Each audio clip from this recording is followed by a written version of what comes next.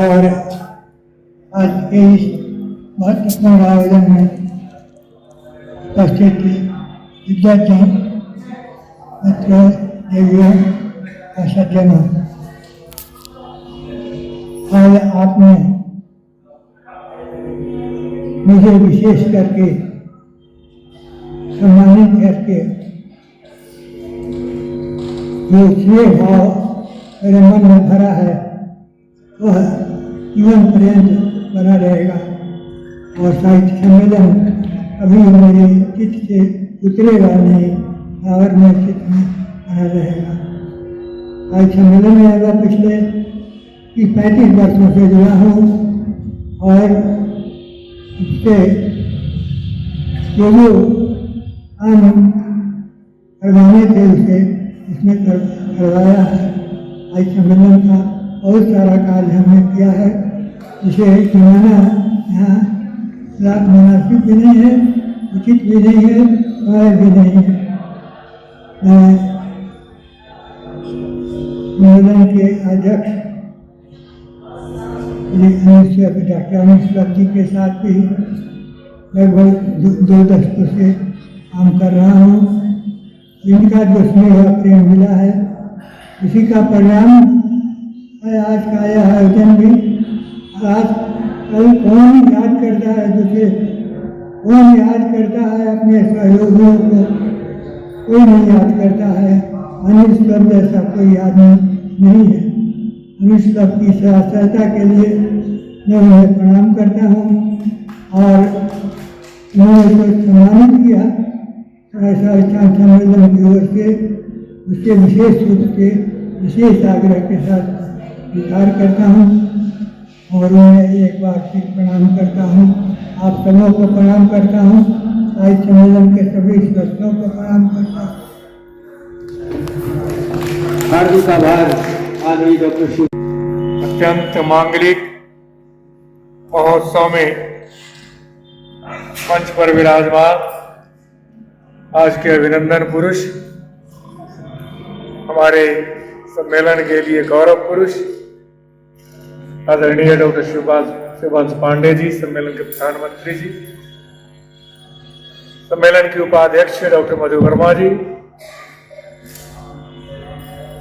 आर्यन मिश्र जी, सुप्रसिद्ध लेखापाल, वरिष्ठ कवि श्याम बिहारी प्रभाकर जी, वरिष्ठ कवयित्री डॉक्टर पूनम आनंद जी, डॉक्टर सुमेधा पाठक जी,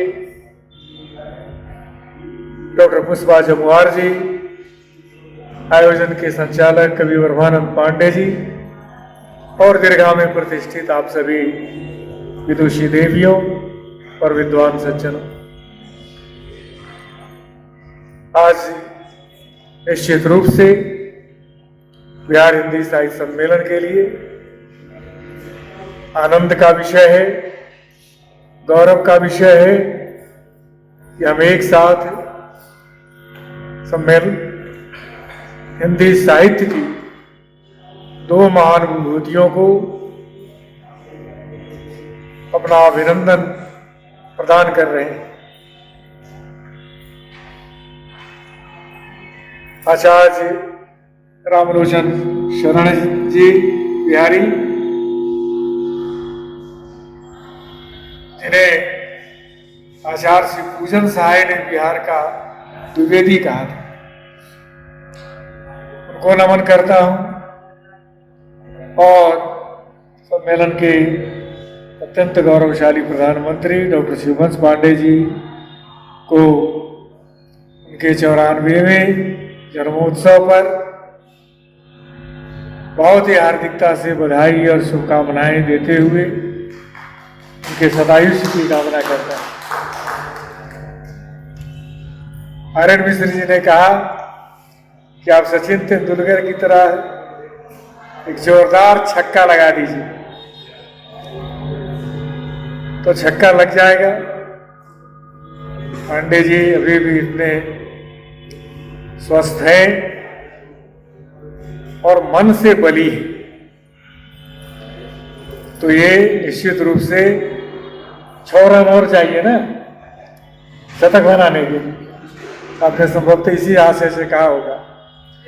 तो 6 ही शेष है 100 में।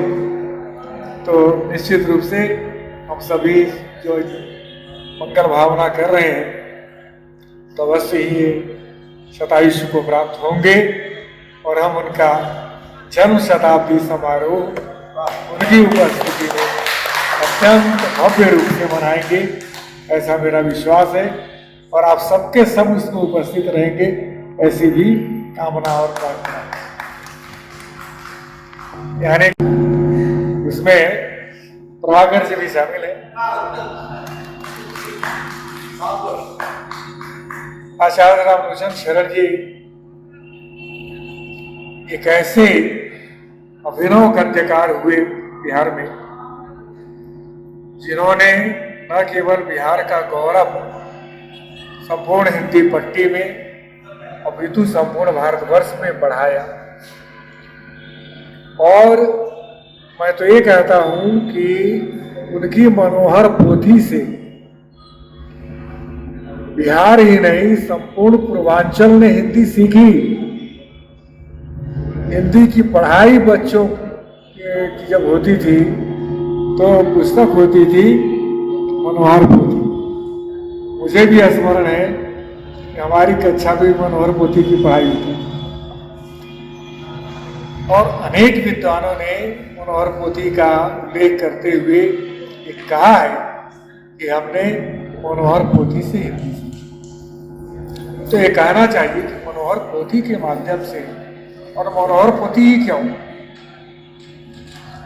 100 से अधिक शताधिक बाल साहित्य पर कुछ पुस्तकें लिखी आचार्य जी ने, जिसमें अधिकांश कहानियां अलग अलग नाम से, दादी की कहानियां, नानी की कहानियां, दादाजी की कहानियां, तो वो कहानियां इस शीर्षकों से 100 से अधिक पुस्तकों का प्रणयन किया।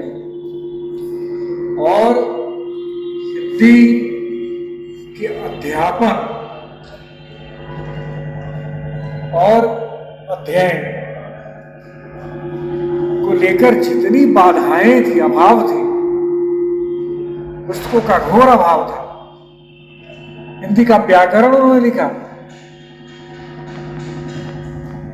चर्चा हुई और उनके हिंदी व्याकरण पर उत्तर प्रदेश सरकार ने उन्हें उस जमाने में सम्मानित किया और डाक से उनकी सम्मान राशि भेजी।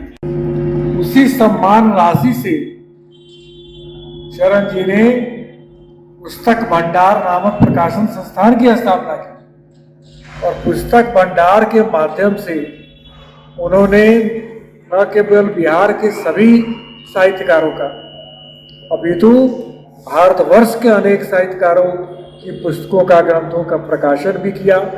प्रकाशन के कार्य से बहुत सारे हिंदी सेवियों को जोड़ा, प्रेरित करके उनसे लिखवाया। बालक नाम की जो पत्रिका आती थी उसको प्रकाशन समूह से, उसका पूरे राष्ट्र में व्यापक प्रचार प्रसार था और बालक के माध्यम से अनेक साहित्यकारों ने बाल साहित्य का सृजन किया। तो इस प्रकार शरण जी का बहुत बड़ा अवदान है हिंदी साहित्य के और खास तौर से हिंदी भाषा के प्रचार प्रसार और उन्नयन में, क्योंकि उन्होंने हिंदी के समक्ष उपस्थित जितनी तत्कालीन बाधाएं थी, विशेषकर पुस्तकों को के रूप में, ग्रंथों के रूप में, उन अभावों को उन्होंने बहुत ही गंभीरता से पूर्ति की। कई ऐसी बाल साहित्य ऐसे लिखे जिसमें संयुक्ताक्षर का प्रयोग नहीं था, एक अभिनव प्रयोग था। उन कथाओं में संयुक्ताक्षर होते नहीं थे, गुणाक्षर के साथ ही उन्होंने सारी कथाएं लिखी। तो इस प्रकार उनका अत्यंत माननीय अवदान है। शरण जी को बहुत ही आदर से नमन करता हूँ। पुस्तक भंडार के माध्यम से मैं बहुत, यहाँ तक हिंदी के साहित्यकारों की सेवा कर रहे हैं। आज भी लोग इन से अपनी पुस्तकों पर लिखवा रहे हैं, अपना परिशोधन करा रहे हैं और पांडे जी कर पा रहे हैं। ये ईश्वर की बड़ी कृपा है। और ईश्वर की बड़ी कृपा इसलिए भी है कि इन्होंने अपना मनोबल दिया है उसके। जब तक मन में आकांक्षा ना हो, मन में वो भाव नहीं हो, तो व्यक्ति वो कार्य नहीं कर सकता। तो मन की सिद्धि, मन का बल, यही सबसे बड़ा बल है। संसार में जितने बड़े कार्य हुए वो शरीर के बल से नहीं हुए, वो सभी मन के बल से हुए। इसीलिए जब भी पांडे जी अपनी अस्वस्थता का उल्लेख करते हैं तो मैं कहता हूं कि आप मन को दृढ़ रखें।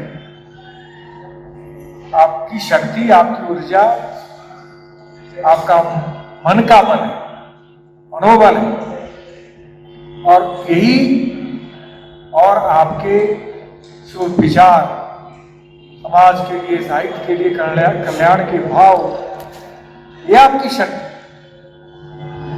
और इसी शक्ति से आपको आयुष्य प्राप्त हुआ है। इस अवस्था में भी आप क्रियाशील है, सक्रिय है, देर तक बैठे हुए हैं। यह आपके आंतरिक बल का परिचय है, ईश्वर की कृपा है।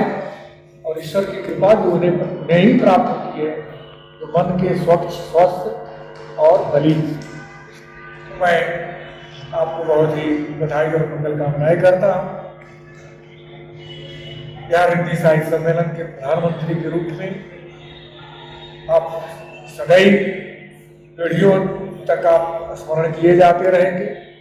कई मूल्यवान कार्य किए आपने। विशेष रूप से जो सम्मेलन ने 1008 पृष्ठों का ग्रंथ बिहार की साहित्यिक प्रगति का पुनर्प्रकाशन किया है, उसका संपादन आपने किया, उसका